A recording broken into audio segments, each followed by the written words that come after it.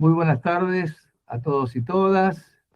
Les doy la bienvenida a esta reunión que para la Fundación Argenia es muy importante, eh, dado que nuestro primer propósito es tratar de entender qué es lo que está pasando en este proceso de cambio de era, que estamos entrando a un proceso donde la inteligencia artificial, luego de haber evolucionado exponencialmente en los últimos años, está dando un salto tremendamente cualitativo porque sale de la pantalla y entra a interactuar en el mundo físico a través de la robótica. Y esto es algo tremendamente importante que el doctor Carrillo va a pasar a explicar. El doctor Carrillo es el vicepresidente de la Fundación Argenia, es el autor del libro Metanoia, Comprender la Inteligencia Artificial, y es, además de médico, tecnólogo, y preside una empresa de tecnología que se llama Emprinet 4.0, que ya tiene varios años y que ha desarrollado una plataforma propia con agentes de inteligencia artificial que administra integralmente los sistemas de salud, tanto públicos como privados, y está funcionando en más de 70 municipios de la provincia de Córdoba. Y con un proceso de expansión que seguramente va a alcanzar a muchas provincias de la Argentina y a diversos países de la región. Entonces, bueno, desde esa experiencia y desde su profundo conocimiento, le vamos a dar la palabra a Cristian para que haga su presentación. ¿Me escuchan? Sí, perfecto. ¿Estamos bien? Perfecto, bien. Bueno, te agradezco, Hugo, tus palabras. Ojalá que lleguemos a varias provincias. Sería buenísimo. Bueno, como bien dijo Hugo, esta charla tiene que ver con la mirada hacia el futuro, ¿sí? Hacia el futuro, pero que es un futuro cercano, ya no es un futuro lejano. Un futuro, estamos hablando de 3 años, ¿sí? 4. Vamos a hacer una presentación donde, digamos, lo central, lo que buscamos es que puedan comprender las tecnologías que subyacen a esta aceleración exponencial de la que hablaba Hugo, ¿sí? Las innovaciones tecnológicas se aceleran, pero se aceleran porque las tecnologías que las impulsan cumplen con determinados patrones de rendimiento, de aceleración, que hace que se vuelvan exponenciales y explosivas.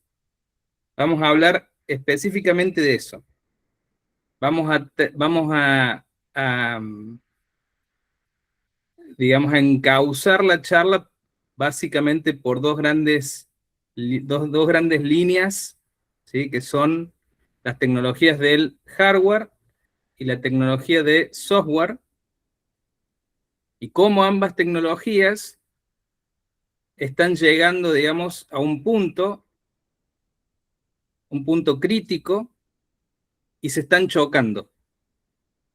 Y a partir de eso, de ese choque, la IA va a transformar el mundo físico, va a transformar la sociedad y el sistema productivo, digamos, todo lo que conocemos, nuestro paradigma en el cual funcionamos como sociedad, va a cambiar, y va a cambiar profundamente. Y esto no es ciencia ficción, y lo que buscamos con esta charla y con esta presentación que vamos a hacer en unos minutos, es que se comprenda el porqué. O sea, que no sale de una idea. Recién Hugo dijo, Cristian es tecnólogo. No sé lo que es ser tecnólogo. No, digamos, o futurista. Lo que sí sé es, digamos, cuando uno se pone a estudiar verdaderamente a fondo por qué avanza la ciencia y la tecnología, qué es lo subyacente, cuáles son las leyes que no son leyes físicas, en este caso son leyes evolutivas tecnológicas, hacen que se acelere y hace que el proceso vaya en determinada dirección y que nosotros podamos anticipar los hechos. La velocidad es exponencial, pero el fin, a donde va a terminar, de alguna manera es predecible. Sin más preámbulo, pasamos a la presentación. Vamos a utilizar una metáfora, digamos. Bien, vamos a utilizar una metáfora, ¿sí? Vamos a comparar, digamos, el mundo del software, el mundo del hardware, como si fueran dos galaxias que se van a chocar, que en realidad se están chocando, ya se están rozando, ¿sí? Estas dos galaxias vienen evolucionando con el tiempo, vienen evolucionando en paralelo, pero, digamos, últimamente se está acelerando a tal punto que el choque explosivo es inminente. La colisión va a generar un nuevo sistema organizativo y productivo social. Los paradigmas actuales de las teorías económicas, políticas y sociales rápidamente van a quedar obsoletos. Y ahora vamos a ver que lo que estamos diciendo no es ciencia ficción. Bueno, antes que nada vamos a... Entonces dijimos dos grandes galaxias, una es la del hardware, la otra la del software. Vamos a empezar por cómo fue evolucionando y cómo evoluciona la galaxia del hardware, ¿sí? Es decir, los famosos chips, ¿sí?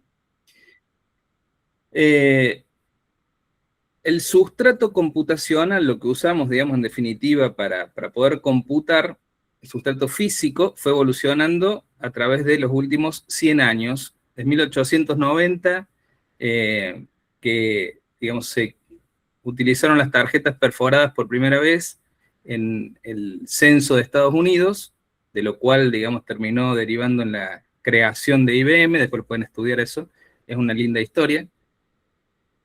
Fue evolucionando, digamos, la forma en que podía utilizarse el sistema binario para poder computar cualquier función matemática.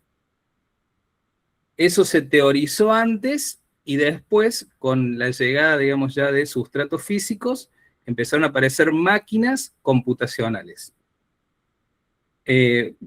Repito, las primeras fueron tarjetas perforadas, después los relés, tubos de vacío, que, digamos, marcaban dos posiciones, dos posibilidades, encendido apagado, 0, 1. Los transistores simples, y por último, en esto hablamos de paradigmas, ¿sí? De sustratos computacionales. El quinto paradigma es el de los circuitos integrados. Los circuitos integrados, básicamente, ¿qué son? Son transistores, y no me quiero poner técnico en esto, pero es importante que se entienda. Son transistores, como los transistores simples, estos que vemos ahí en 1940 a 1951, acá esto es un transistor. Lo que hicieron fue generar una placa y meter transistores adentro de esa placa, ¿sí? Un transistor, básicamente, digamos, permite la entrada o no de electricidad, y con eso se marca 0, 1, y bueno, se usa para computar. Acá empieza, digamos, de alguna manera, un proceso evolutivo que se fue acelerando con el tiempo y que termina en una capacidad computacional muy grande, que es la que tenemos actualmente. No me voy a poner a hablar de la capacidad computacional, pero sí de la idea central. Voy a avanzar en la filmina para poder explicar a partir de los circuitos integrados qué fue lo que pasó. Los circuitos integrados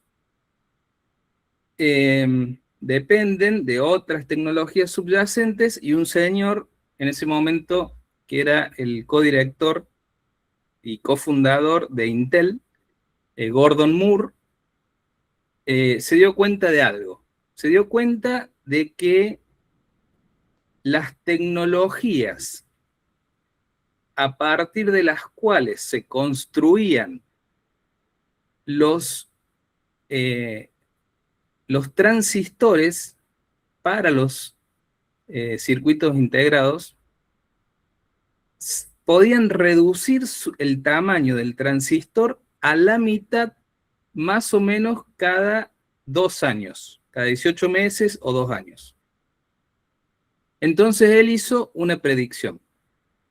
La predicción es que, lógicamente, si en una unidad de medida, en vez de poner un transistor, ponía 2, duplicaba el poder computacional. Si en la misma unidad de medida, ahora en vez de poner 2, ponía 4, iba a ir duplicando sobre, digamos, el valor anterior de manera indefinida. Y a eso se llamó la ley de Moore, que en realidad no es una ley, sino que es una predicción que hizo este señor y que se viene cumpliendo hace más de 60 años. La hizo en 1965, en realidad. Y esa ley es la ley, en realidad, de miniaturización, ¿sí?, de los circuitos integrados, la miniaturización de chips, que es lo que explica el aumento del poder de cómputo, el aumento exponencial en el poder de cómputo. Básicamente, en una placa, cada 18 meses, duplicamos la cantidad de transistores que se pueden colocar. Me voy a ir un poquito en este tema porque me parece también central en algo que dijo Hugo, que es la comprensión y el mundo en el que estamos, el mundo en el que viene. Esto se fue achicando, miniaturizando, digamos, el transistor hasta llegar a escalas primero microscópicas y después nanoscópicas, ¿sí? Eso se hace a través de una forma muy compleja, ¿sí?, que usa una luz ultravioleta súper fuerte, que se logra a través de unas máquinas muy complejas. De hecho, se consideran las máquinas más complejas después del acelerador de hadrones en el mundo, que la produce una empresa,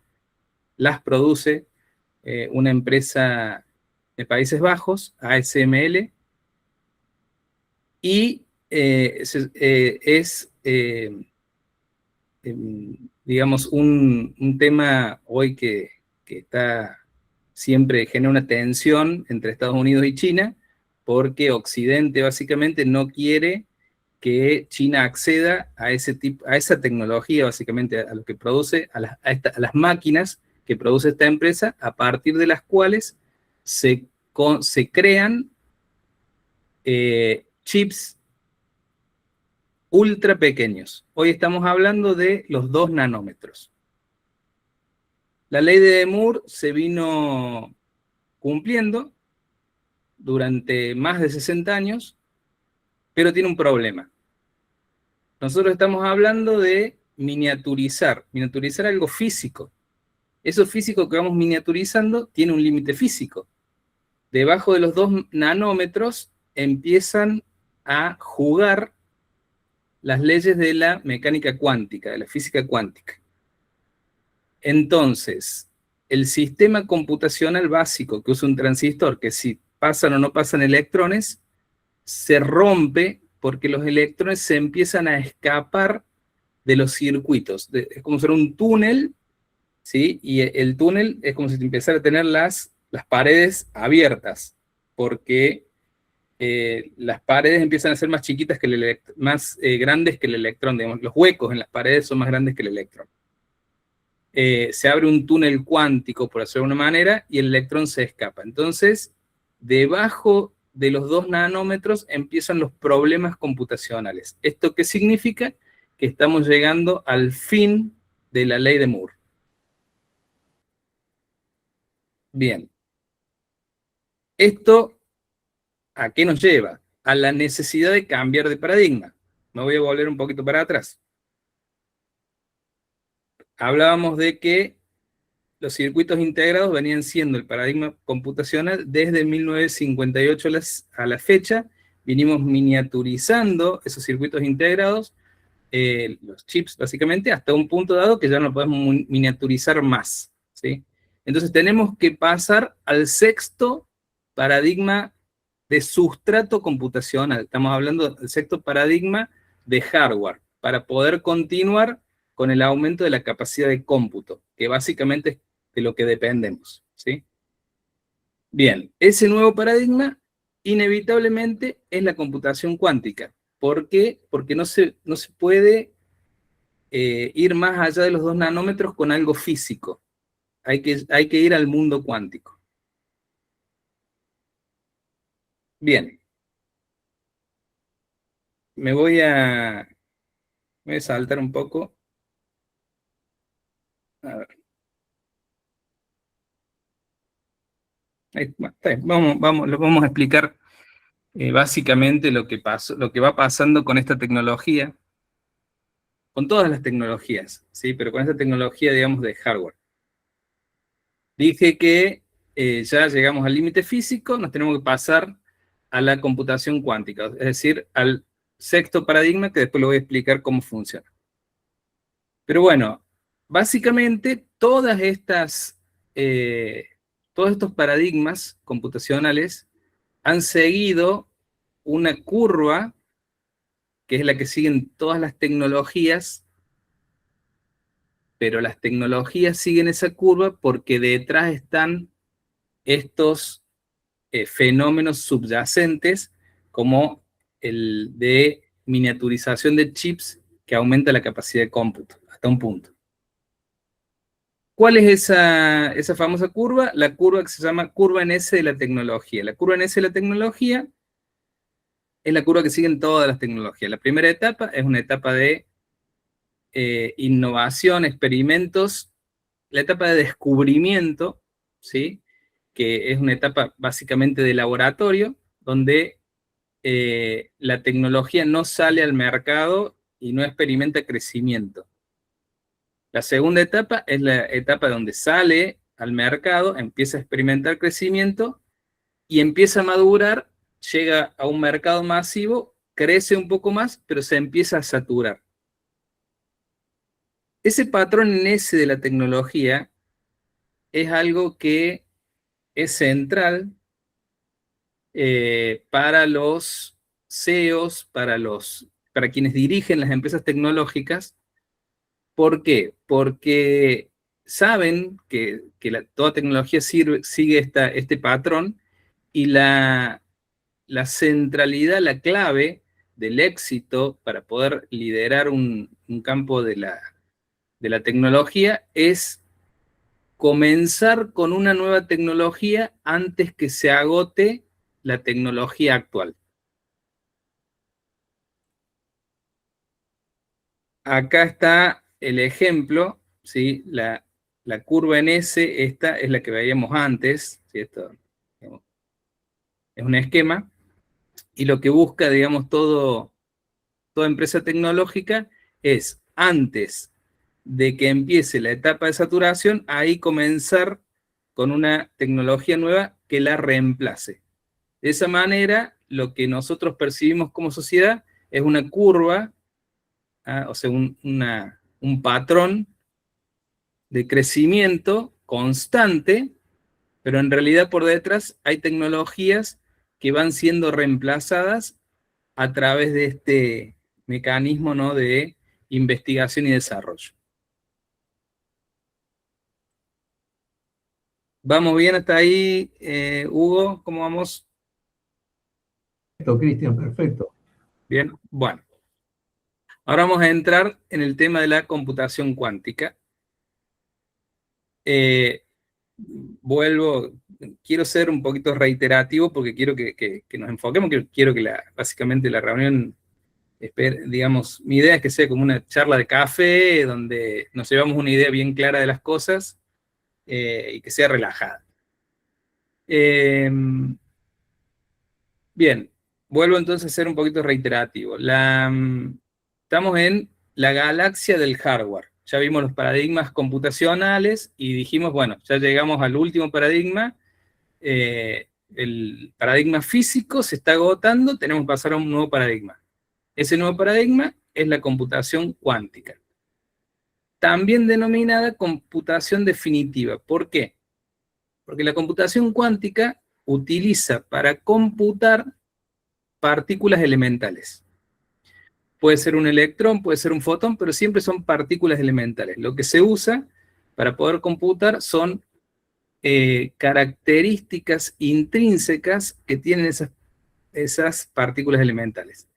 Imaginemos un electrón, que es básicamente lo que se usa como ejemplo, tiene spin, que es básicamente como un giro, es decir, la spin hacia arriba, spin hacia abajo, medio spin, spin completo. Y ese estado cuántico puede utilizarse, digamos, de manera representativa como si fuera un 0 o un 1. Es decir, el spin hacia arriba, imaginemos, ya voy a pasar a otra diapositiva que es un poquito más paso ya, así es un poquito más específica. Acá ven la flecha con la que estoy apuntando, ¿no? Sí. Sí, sí, sí, se ve, se ve. Perfecto, bien. Imaginemos que esto es un electrón, tiene esta forma el electrón. Bueno, si el spin da hacia arriba, podemos decir que es un 1. Si el spin da hacia abajo, podemos decir que es 0. ¿Sí? Entonces se puede usar para computar. ¿Cómo se hace eso? Porque se puede manipular el estado cuántico de la partícula.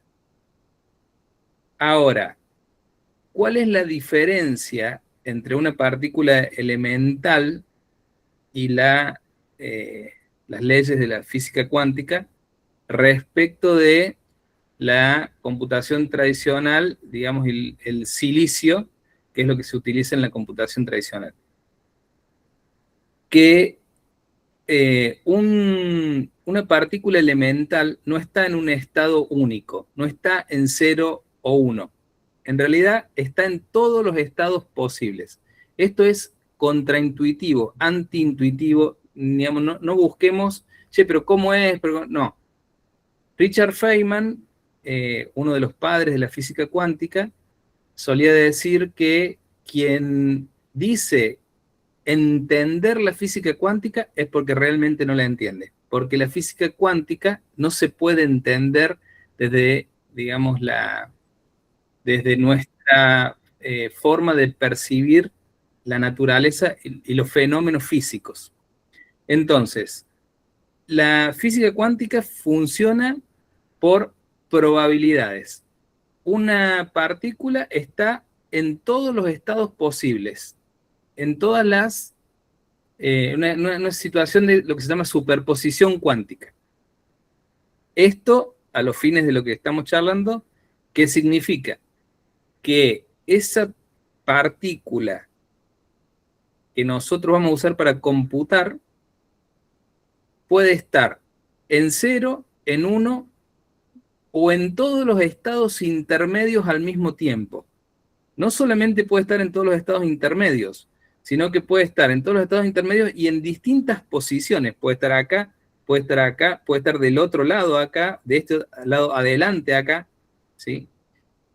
¿Eso qué hace? Que la naturaleza de la computación, en términos de la computación tradicional versus la computación cuántica, sea totalmente distinto. Esto es cualitativamente distinto. Esto cambia el paradigma computacional verdaderamente. Se dice que la computación cuántica es la computación en paralelo por antonomasia, es decir, realmente es en paralelo porque está en muchos estados posibles al mismo tiempo. Doctor, Sí, ¿lo puedo interrumpir y hacer una pregunta? por supuesto. Esto me costó infinito entenderlo, ¿no? Es cierto que la cabeza nuestra por ahí no está preparada, pero ¿sabe cómo me lo explicaban el otro día un colega suyo? Que la clásica es como tirar una moneda y Sí. esperar que caiga y cae cara o cruz, 0 o 1. Claro. Y que la otra es tirar la moneda y que nunca caiga, que quede girando siempre en 0 y 1. Sí, Entonces, esa, la algo así. la explicación de la moneda sí es típica, pero digamos, tampoco representa verdaderamente lo que es la física cuántica y cómo funciona esto. No, no, me Sí. imagino. Es típica la de la moneda porque es una forma, digamos, de representación. De hecho, esto se llama esfera de Bloch y la esfera de Bloch se compara con una, justamente no con una moneda, sino con una esfera, y con esa una esfera que está, digamos, dividida en diferentes colores, y vos la tirás y cae en uno, ¿sí? Pero no es así en realidad como funciona la física cuántica, porque en la física cuántica la partícula está en todos los estados posibles hasta que de alguna manera colapsa. ¿Cuándo colapsa? Cuando el observador impacta sobre el estado cuántico de la materia. Es muy complejo, por supuesto, y vuelvo a repetir, no soy ni experto ni nada por el estilo, lo he estudiado bastante, pero lo importante de esto es comprender que ahora pasamos a una etapa donde ya no podemos utilizar más materia física, silicio o lo que sea para poder computar. Ahora tenemos que ir al nivel subatómico. En el nivel subatómico no podés ir más chico que el nivel subatómico. Entonces estamos hablando de la computación definitiva. Y cuando hablamos de la computación definitiva, estamos hablando de una mejora que ya no es incremental, sino que es cualitativa. De hecho, digamos, la naturaleza, los fenómenos naturales, los fenómenos complejos de la naturaleza, ¿sí?, son cuánticos, ¿sí? La fotosíntesis es cuántica. Bueno, digamos, los fenómenos moleculares, los fenómenos biológicos, los fenómenos químicos son cuánticos. Las nuevas formas de, ya digamos, esto ya está, las primeras computadoras cuánticas, ustedes saben que ya ya existen. Las limitaciones que tienen básicamente tienen que ver con que generan errores, pero ya también se está encontrando formas de resolver ese error. Y fundamentalmente los problemas que tienen es que son muy sensibles a cualquier tipo de, de, de, de onda digamos, o manifestación electromagnética o de cualquier tipo, porque cualquier cosa, por minúscula que sea, afecta a una partícula cuántica. Entonces, estas máquinas las tienen que colocar a 100 metros bajo tierra para aislarlas, las aíslan en una jaula especial, las tienen que enfriar a lo más que puedan. De hecho, las computadoras cuánticas actuales, hay diferentes formas de computación cuántica, pero bueno, las más conocidas, que es, por ejemplo, Sycamore, la de Google, está enfriada lo más que se puede. De hecho, la computación cuántica que usa Google tiene un frío mayor que el frío del espacio profundo.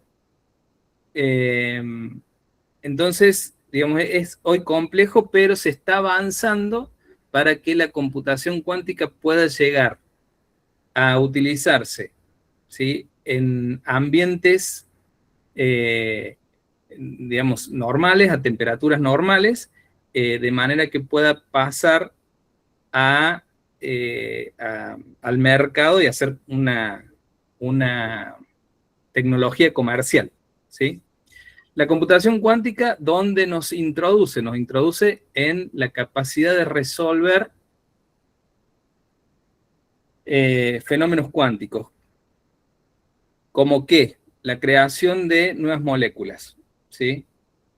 Para medicamentos, para químicos, bueno, para millones de cosas, tanto en la química como en la biología, como en la física, va a básicamente cambiar el mundo para siempre, ¿sí? Las computadoras tradicionales no pueden computar a ese nivel por más redes neuronales de inteligencia artificial que tengan. Me fui un poco con el tema, pero bueno, me parece que es interesante por ahí comprender esto, porque esto es lo que se viene. Si quieren, después profundicen, pero es un tema muy, muy, muy, muy interesante, apasionante. Avanzo un poquito más con la presentación. Bien. En el año 1983, y acá ya nos vamos introduciendo, digamos, en esto de la IA física, ¿sí? En el año 1983, un pionero, investigador de inteligencia artificial, Hans Moravec, se dio cuenta de algo. Se dio cuenta de que algunas habilidades, capacidades, que para los seres humanos eran muy simples, para una máquina eran muy difíciles de lograr, muy complejas. Fíjense, en el último punto, estamos hablando de movilidad en el mundo real. Algo que para nosotros es muy simple, como movernos, de hecho tenemos motricidad muy fina, para una máquina es muy difícil. Y cosas que para nosotros pueden ser muy complejas, como por ejemplo, multiplicar 2 factores de 5 cifras, para una máquina es muy sencillo. A eso Moravec lo llamó la paradoja de Moravec. Y la paradoja de Moravec tiene una explicación. ¿Por qué para la IA es muy difícil lo que para nosotros es muy fácil? Y básicamente estamos hablando de habilidades motrices, ¿sí? La explicación es simple. De las 100.000 millones de neuronas que tenemos en nuestro cerebro, 60.000 millones de neuronas están en el cerebelo. Es decir, el 60% de nuestras neuronas están en el órgano que se dedica a coordinar la motricidad gruesa y la motricidad fina. Esto tiene que ver, por supuesto, con la evolución del Homo sapiens, que necesitó de estas capacidades, estas habilidades, para poder sobrevivir. Entonces, el tema de la motricidad es un tema de hardware, y esto y es un tema de potencia tecnológica, de capacidad de cómputo. Esto es importante tenerlo claro, porque muchas veces gente que no conoce de cómo funciona la tecnología, dicen, no, los robots nunca van a llegar a manipular cosas, elementos muy chiquititos, porque eso solamente lo puede hacer un humano, porque tiene que tener la sensibilidad. No, no, no. Esto depende de la capacidad computacional. A medida que aumente la capacidad computacional, las destrezas de la IA en el mundo físico van a crecer. Y si hay algo que va a pasar y que es inevitable, es que siempre van a seguir mejorando. Y lo vamos a ver al final de la charla, y vamos a ver algunas cuestiones, digamos, un poco controversiales respecto a eso. Bien, hasta aquí fue la revolución en el hardware, ¿no? Pasamos por todos los paradigmas computacionales y bueno, y llegamos a la computación cuántica y a la paradoja de Moravec. Ahora, la otra galaxia es la galaxia del software. ¿Qué pasó en el software? En el software hubo un cambio de paradigma que en realidad no es tan nuevo, sino que a partir del 2012 para acá, para este lado, se empezó a impactar, empezó a ser trascendente, empezó a tener un rendimiento cada vez mayor, cada vez mejor. Y es el uso de las redes neuronales artificiales como paradigma computacional. Si tuviéramos que definir qué es una red neuronal artificial, por supuesto, mejor dicho, qué es la inteligencia artificial, Hay muchas definiciones, ¿sí? Pero a mí me gusta decir algo muy específico, que es un nuevo paradigma computacional. ¿Esto qué significa? Que antes, para construir, ¿sí?, una función, es decir, la transformación de un tipo de información en otro tipo de información, lo resumo rápidamente, le doy un ejemplo, como decía Napoleón, un ejemplo lo aclara todo. Si tuviera que describir un gato, ¿sí?, por la computación tradicional, tendría que decir, bueno, son dos elementos circulares, uno más chico y uno más grande. El elemento más chico tiene dos elementos triangulares,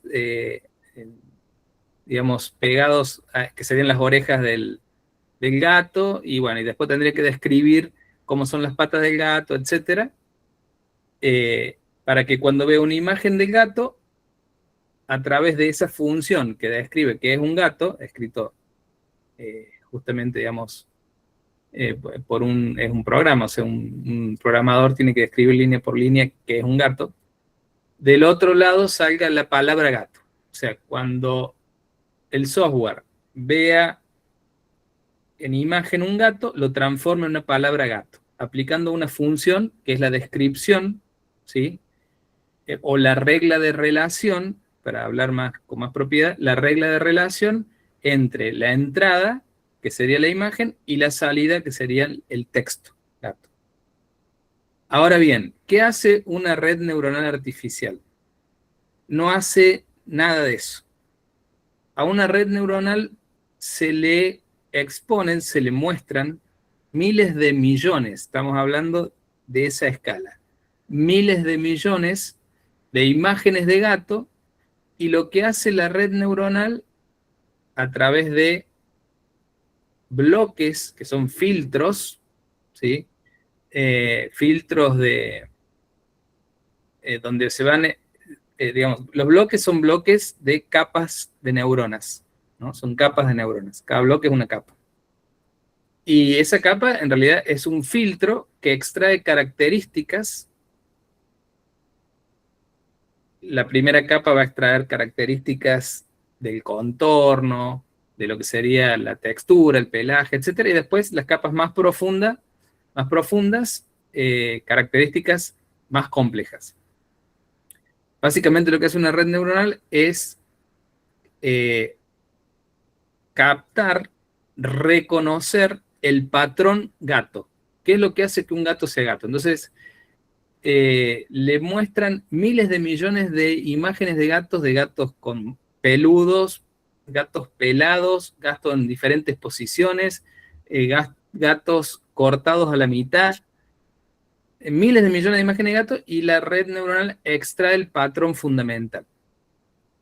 De esa manera, cuando ve un gato, reconoce el concepto de gato, y esto es muy importante, porque es lo que hace,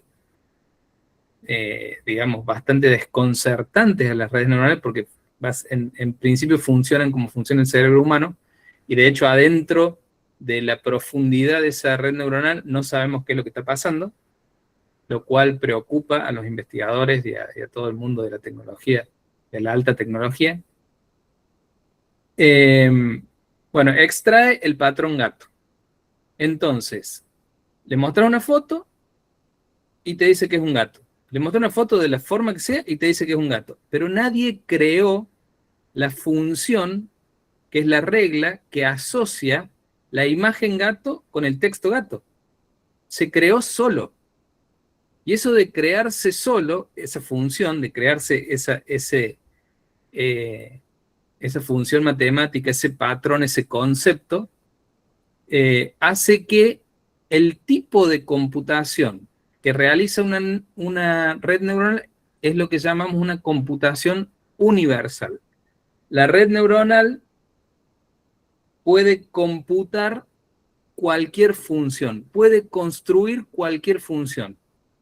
Ya no hay un programador definiendo línea por línea para que, digamos, una entrada se transforma en una salida esperada. Hay una red neuronal que es entrenada con miles de millones de datos, sean imágenes, sean textos o lo que sea, y la red sola aprende. Por eso decimos que la red neuronal construye patrones, esos patrones en realidad son conceptos, y después tiene la capacidad de predecir, es decir, de generalizar mucho más allá de los ejemplos dados. El software dejó de recibir instrucciones, ahora aprende, generaliza y crea.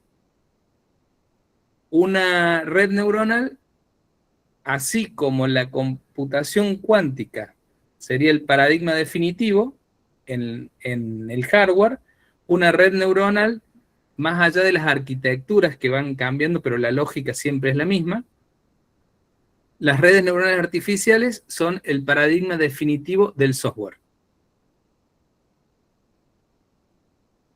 Bueno, acá vamos a hablar un poquito de algo que es bastante desconcertante. ¿Qué se dieron cuenta los investigadores de software? Que a mayor escala de la red neuronal, a mayor cantidad de datos, y mientras la red neuronal era más grande, tenían más neuronas y más sinapsis, o sea, conexiones entre las neuronas, generaba mejores rendimientos, ¿sí? Esto se le llamó la ley de escalamiento, es decir, ahora no hace falta que un programador sea un genio de la programación, como en su momento fue Bill Gates, teniendo que descifrar algo para generar un algoritmo, para poder escribirlo, para poder transformar una entrada en una salida, en algo que se buscaba resolver, un problema en una solución. No, ahora es simplemente mostrar y buscar el objetivo, y solo la red neuronal lo genera. Entonces, ¿pero qué se dieron cuenta los investigadores? Que mientras más grande era el modelo, hablamos de modelos, el modelo de IA, el modelo de red neuronal, mientras más grande, mejores rendimientos tenía. ¿Esto qué es? Comprendía mejor el texto, el contexto, asociaba mejor, erraba menos, solo porque era más grande. A esto se llama la ley de escalamiento.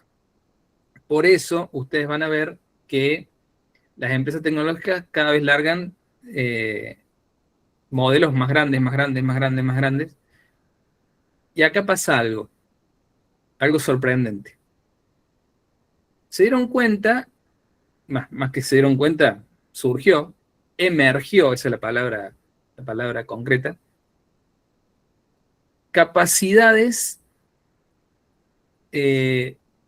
autónomas. Se llaman capacidades emergentes.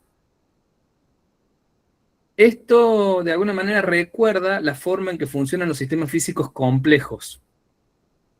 Un sistema físico complejo, y una red neuronal es un sistema físico complejo, y por eso tampoco podemos llegar a entender todo lo que está pasando dentro de la red neuronal. Un sistema físico complejo es un sistema en el cual hay muchos elementos que interactúan todos entre sí. En esa interacción todos de alguna manera se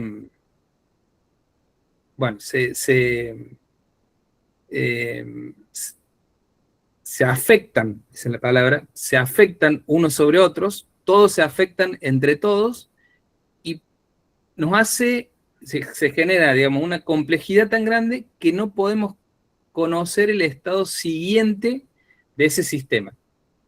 Un ejemplo muy usado es el clima, ¿sí? Entonces hay muchos elementos. La presión atmosférica, la humedad, la temperatura, etcétera, etcétera, etcétera.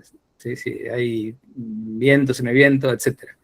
Pero básicamente son, digamos, una cantidad de elementos que todos interactúan entre todos, todos se afectan unos a otros, entonces se vuelve impredecible más allá de un límite temporal pequeño, se vuelve impredecible el clima en el largo plazo. ¿Por qué? Porque es un sistema físico complejo. Bueno, los sistemas físicos complejos tienen capacidades emergentes. Otro ejemplo, y acá sí va, digamos, es congruente con lo que pasa con los sistemas computacionales, es, por ejemplo, el tema de cómo se combinan los átomos. Si nosotros tenemos 2 átomos de hidrógeno, es hidrógeno. Pero si le agregamos un átomo de oxígeno, tenemos agua. Es decir, que al agregarle otro elemento que interactúa con estos otros 2 elementos que eran hidrógeno, cambian las propiedades de la materia de manera automática, emergente. Emerge una propiedad en este caso física, que empieza a tener las características que tiene el agua. Que, digamos, te moja, que, bueno, digamos, las características del agua. La materia agua, que no la tiene la materia hidrógeno, son propiedades distintas. ¿Qué pasó con el escalamiento de los sistemas computacionales? Empezaron a aparecer propiedades, capacidades emergentes sin que nadie las hubiera programado. Cuando a las redes neuronales se les enseñó, por decirlo de una manera, a predecir la palabra subsiguiente, fue la forma en que se les enseñó, digamos, a comprender texto, las redes neuronales no solamente empezaron a predecir la palabra subsiguiente, sino que empezaron a entender todos los idiomas. Empezaron a entender la codificación, los lenguajes de código computacional. Bueno, y así otras propiedades, como comprender en los videos, cuando se los entrenaba con videos, que son fotogramas básicamente, que se mueven dinámicamente en el tiempo, en los videos empezaron a comprender cómo interactúan las fuerzas físicas en el mundo físico, y sin estar en el mundo físico, ¿no? Es decir, había una cosa que era la gravedad, porque las cosas caen, y entonces, y había una cosa que era la sombra, y que se mueve de determinada forma en función de un determinado brillo, o el brillo mismo que es sobre la materia, etcétera, etcétera. De hecho, muchas de las aplicaciones y los software que hoy utilizamos, que son grandes modelos de lenguaje, y que les pedimos alguna determinada cosa, esta presentación, como verán, está hecha en gran medida por un gran modelo de lenguaje. Uno le pide algo y la red neuronal lo crea. Cuando crea videos, esos videos que crea, para crearlos, previamente comprendió cómo funciona y cómo interactúa la materia en el mundo físico. Cómo se mueve la sombra, qué pasa con un choque, cómo se desplaza ante un choque un determinado elemento, y en función de la masa que tiene un elemento, cómo desplaza el otro elemento, según la velocidad que traiga, cómo lo desplaza. Bueno, estas cosas no son de ciencia ficción, son la realidad. ¿Y esto a qué lleva? A que cada vez las empresas tecnológicas inviertan y escalen más los modelos. Esto, por supuesto, va a continuar. Ya veremos hasta qué propiedades pueden llegar a aparecer. Hay algunos científicos que consideran que la conciencia es una propiedad emergente de la actividad computacional caótica y diversa y profunda del cerebro humano, y en ese caso ya estaríamos hablando de una conciencia artificial, cosa que por supuesto hoy es de ciencia ficción, pero están pasando cosas bastante raras en el mundo de la tecnología. Avanzo.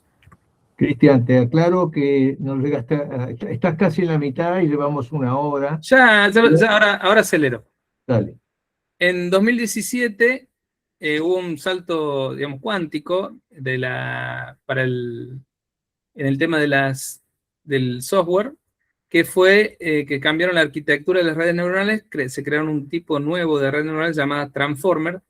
Esto lo creó el grupo de investigación de Google en un paper llamado Attention is All You Need, donde lo que hicieron fue crear dentro de una red neuronal una cantidad de capas de atención. Esas capas de atención lo que van haciendo es, digamos, de alguna manera, en una especie de circuito cerrado, mirando siempre hacia atrás el contexto. Entonces tiene una comprensión más global y de lo que está hablando, y tiene la capacidad, y de hecho es una capacidad emergente, de generar cosas nuevas. Entonces empezamos a hablar de IA generativa. Bueno, como antes le decía, la IA es la computación universal. Las redes neuronales son la computación universal, puede aprender cualquier función computable: texto, imagen, audio, video, código, robótica.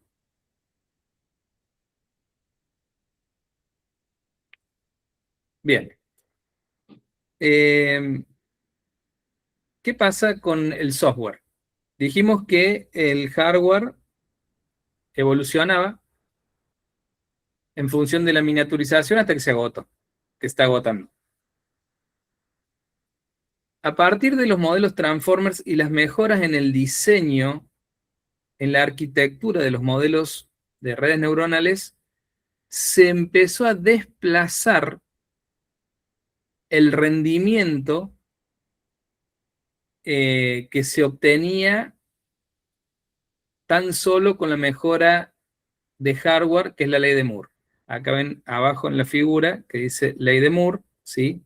La mejora en la IA iba siguiendo ese rendimiento, pero la mejora en los modelos computacionales, especialmente acá en 2017, hace que se separen estas dos líneas, digamos, de rendimiento, y se dieron cuenta que las mejoras en la arquitectura, en la forma en que se computaban debido a las nuevas arquitecturas, los nuevos datos y las simulaciones, etcétera, mejoraban de manera desproporcionada los rendimientos de los modelos.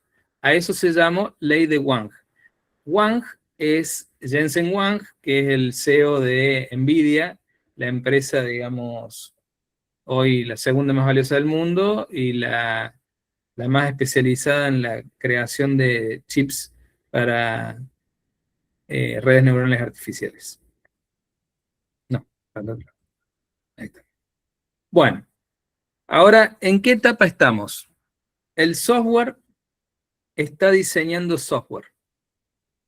El software ha tenido un crecimiento exponencial, y digamos, dentro de los modelos computacionales, uno de los que ahora está generando mucha controversia porque puede romper cualquier sistema, digamos, la ciberseguridad de cualquier sistema, sistemas financieros, sistemas militares, etcétera, que es Mythos de Anthropic, ¿sí?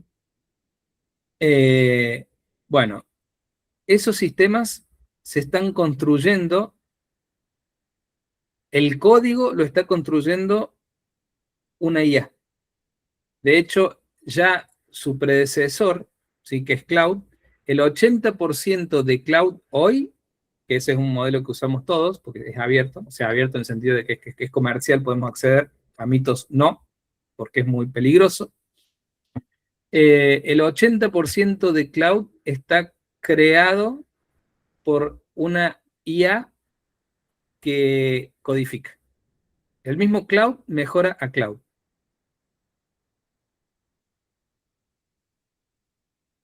A partir de esto entramos en lo que se llama la ley de rendimiento acelerado. El software, ¿sí? El hardware, el software, en realidad, todo sistema que evoluciona y que mejora, sigue lo que se llama la ley de rendimiento acelerado. ¿Qué es la ley de rendimiento acelerado? Que cada etapa en el proceso evolutivo, ¿sí? De mejora de algo en el proceso evolutivo, genera herramientas más potentes para la etapa siguiente. Entonces, acá el ejemplo sería algo simple, sería los chips generan mejor IA, la IA genera mejores chips, los chips generan mejor IA y eso cada vez se va acelerando cada vez más, de manera que entra en un bucle que se vuelve exponencial. Yo soy Natalia. ¿Cómo estás, Nati? Vamos a hacer masaje. Ahí, Dale. ¿alguien está hablando? ¿Te explicó Andrés? ¿Podríamos cerrar los micrófonos? Bien, ya estamos llegando al final de esta parte, el choque entre las galaxias. Entonces dijimos la revolución del hardware, la revolución del software y todo lo que estuvimos hablando. Hay un tema acá, me parece un tema central que me olvidé mencionar, que toda la tecnología, tanto el hardware como el software, ni hablemos, es deflacionaria por naturaleza. Cuando yo les hablaba de la ley de Moore, lo que encontró Moore es que podía poner más transistores en una misma placa sin elevar los costos de producción. Entonces, se duplicaba el poder computacional sin aumentar los costos. Y eso es lo que vino pasando en los últimos 70 años. Por supuesto que en el software ni hablemos, porque a medida que aumenta el poder computacional, crear software también es más simple, más fácil, más rápido, y copiarlo y enviarlo, ni hablemos, no tiene ni siquiera costos, ¿no? De hecho, la propia IA hoy construye software, ayuda a los creadores de software a crear software mejores. Y eso no tiene costo, entre comillas, ¿no? Un costo insignificante. Bien. Chocaron las galaxias y a partir del choque de las galaxias se desprende la IA física. Es decir, hablamos de robótica. Robótica, estamos hablando de cualquier artefacto, ¿sí? Donde, digamos, el sentido que le damos en esta charla es cualquier artefacto donde nosotros podamos embeber dentro de ese artefacto una inteligencia artificial. ¿Qué inteligencia artificial? Una inteligencia artificial de propósito general, que es hacia donde va esta historia, digamos, esta evolución tecnológica. Hasta ahora la inteligencia artificial ha sido estrecha, ha sido amplia, es decir, algunos dominios de la ciencia, del conocimiento, pero estamos avanzando hacia una inteligencia artificial general, es decir, básicamente que pueda hacer cualquier cosa, ¿sí? Al menos con las capacidades humanas. Superado eso, ya estaríamos hablando de una superinteligencia que vamos a hablar al final. Pero bueno, básicamente los robots pueden ser humanoides o no, es decir, un dron, un vehículo autónomo, sería, entre comillas, IA física, ¿sí? Que es a lo que estamos apuntando en la conversación, ¿no? Y el choque de estos dos grandes paradigmas que han crecido exponencialmente, que van a cambiar de manera drástica todos esos artefactos que hoy son, antes eran inanimados, se les puso electricidad, se volvieron animados, ahora los estamos cognificando, le estamos poniendo inteligencia adentro. ¿Qué es lo que cambia con la IA física? Bien, en primer lugar, hasta acá, el data enter, o sea, el que genera los datos, era humano, con todos sus sesgos, con todos sus problemas de cargar mal los datos, etc. A partir de este momento, la IA, vamos a llamarla, a esta IA física, la vamos a llamar IA sensorial, es decir, se desplaza, recorre el mundo físico, pero a su vez lo registra a través de sensores. Visión 360 grados, audio 3D, una inteligencia artificial dotada de cualquier sensor, de un determinado sensor, para detectar, por ejemplo, cosas que para los humanos son imposibles. Las radiaciones, los rayos ultravioleta, los rayos gamma, el movimiento de la Tierra, el movimiento de las galaxias, lo que sea, que hoy nosotros no lo podemos percibir sensorialmente, el ser humano no tiene las capacidades de percibirlo. Una IA física dotada de esos sensores tiene la capacidad de percibirlo. ¿Eso qué hace? Que de alguna manera explote el mundo de los datos, porque ahora van a ser mucho más ricos a partir de la captación de la IA. Acá en la parte baja, digamos, de la filmina, habla de flujo continuo. Flujo continuo se refiere a que además todo el tiempo van a estar todos los robots, todas las IA físicas, percibiendo y enviando esa información a una, vamos a llamarle, inteligencia artificial suprema, que los gobierne, que los coordine, y que va a hacer que esa inteligencia artificial aumente su cognición, va a ser cada vez más inteligente. Entonces, acá voy a como una síntesis. Cuando se habla de inteligencia artificial, de dos grandes modelos. Un modelo cognitivo puro y un modelo sensorial. El modelo cognitivo es el que conocemos a través de GPT y todas los software de grandes modelos de lenguaje, que es cognitivo puro. Los modelos sensoriales son en realidad cognitivos sensoriales, pero son sensoriales. Empiezan a desplazarse en el mundo físico y a captar, ¿no?, lo que pasa en el mundo físico. Bien. Los robots, o sea, la IA física, no solamente nos supera en la capacidad de captar todo lo que pasa en el mundo físico, sino que nos superan en la capacidad de compartir. La capacidad de compartir es prácticamente ilimitada, ¿sí?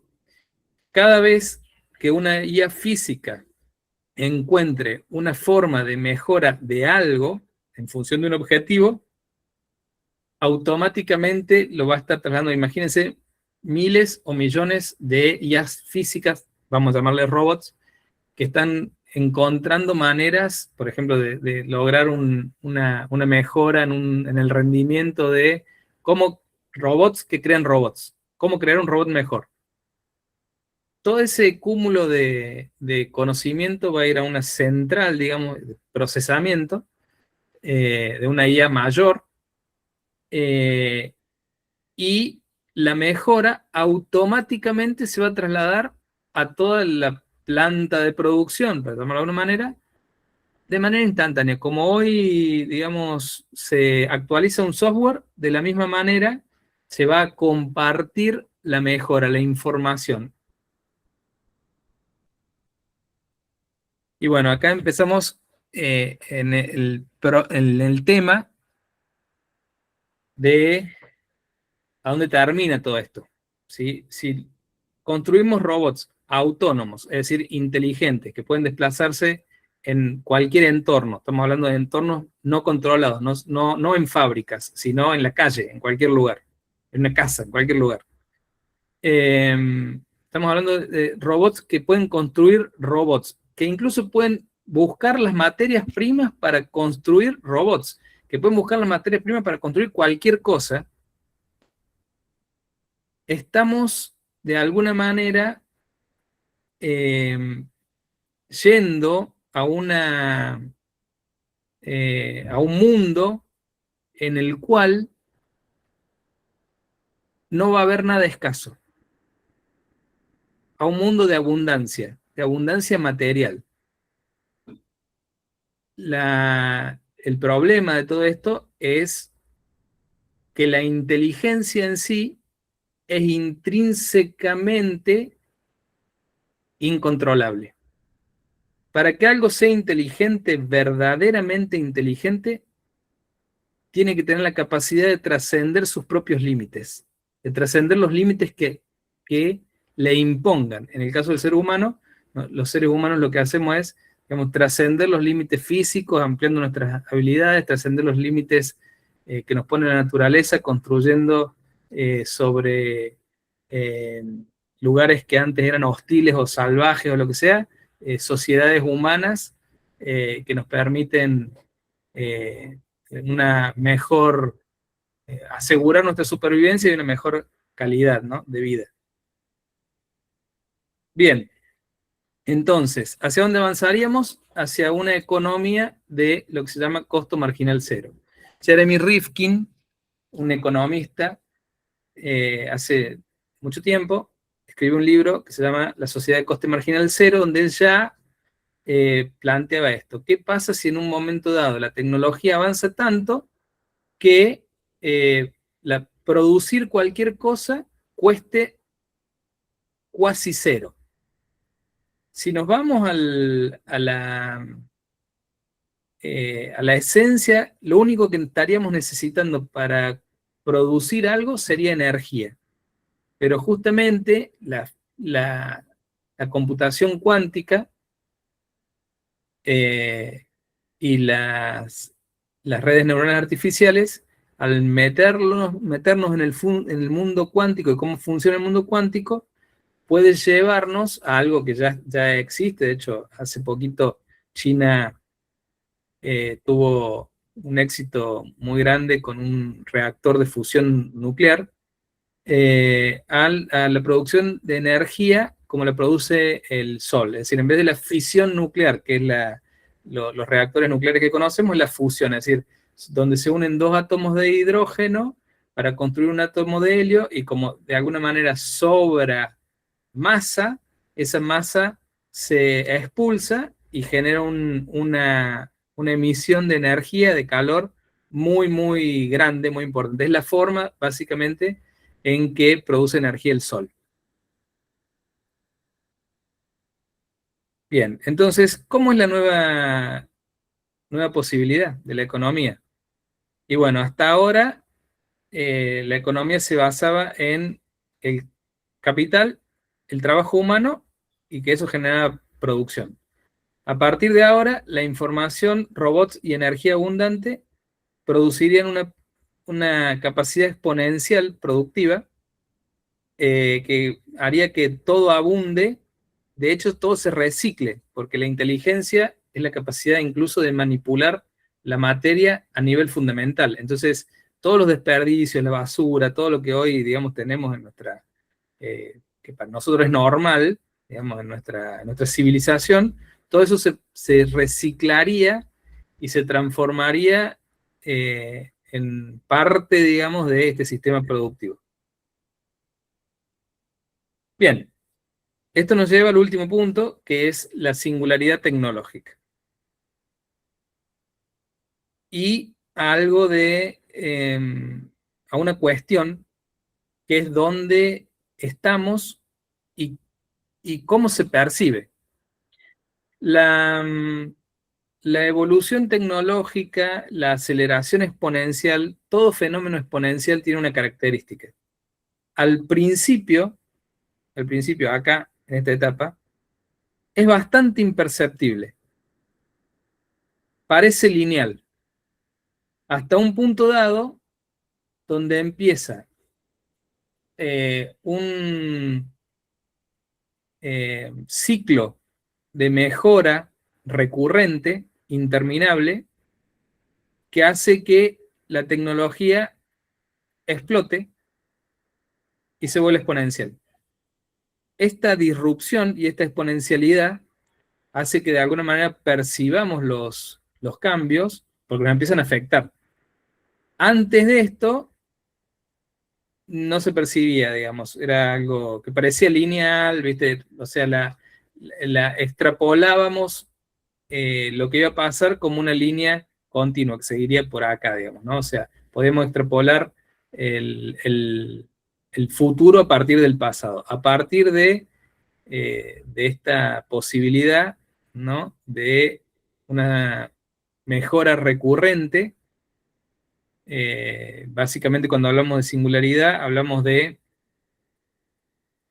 en el caso de inteligencia artificial, una inteligencia artificial que se mejora a sí misma.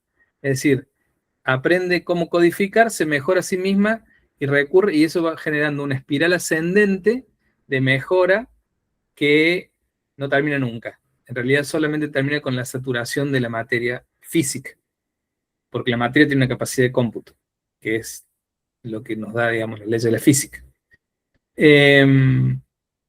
Bueno, ¿dónde estamos ahora? Estamos ahí. ¿Cuál es la posibilidad? La posibilidad es que se produzca esto, es altísimamente probable. De hecho, dentro del mundo de la tecnología estaban, digamos, los escépticos de la singularidad tecnológica y estaban los que estaban a favor de la idea de la singularidad tecnológica. Ya prácticamente no quedan escépticos de la singularidad tecnológica. La mayoría de los investigadores en IA creen que es una posibilidad real.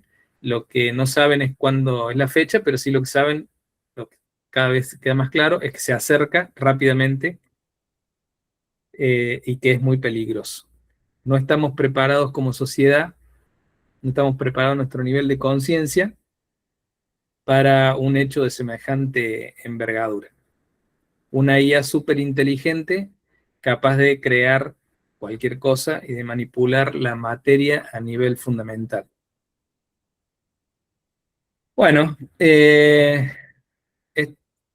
estamos en el umbral, ¿no? de un cambio de paradigma, de un cambio civilizatorio que se produce por el choque entre estas galaxias tecnológicas y que van a redefinir en realidad el futuro de la humanidad.